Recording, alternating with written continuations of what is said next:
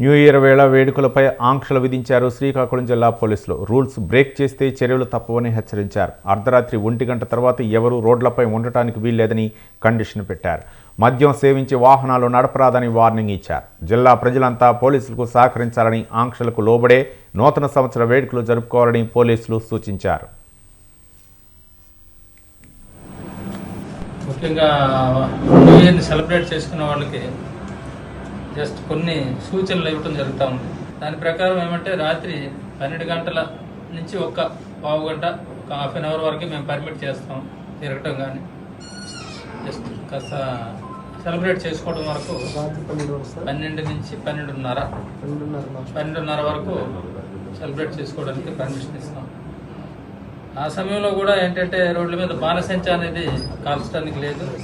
అలాగే వీళ్ళు ఓవర్ స్పీడ్తో పోవటం, పెద్ద సైరన్స్ మోగించుకొని పోవటం, గుంపులుగా పోవటం అట్లాంటివన్నీ కూడా నిషేధం. అట్లాంటివి కార్యక్రమాలు చేయటం కుదరదు. అదేవిధంగా మద్యం తాగి వాహనాలు నడిపినట్లయితే ఆ రోజు డ్రంక్ అండ్ డ్రైవ్ టెస్ట్ కూడా ఎక్కడికక్కడ చేస్తూ ఉంటారు. 3-4 ప్లేసులు చేయడం జరుగుతుంది. అందుచేత ఆ డ్రంక్ అండ్ డ్రైవ్లో దొరికినట్టయితే వాళ్ళకి మరి న్యూ ఇయర్ సెలబ్రేషన్ బ్యాడ్గా స్టార్ట్ అవుతుంది. అందుచేత అందరూ కూడా అది గుర్తుపెట్టుకోవాల్సిందని చెప్పేసి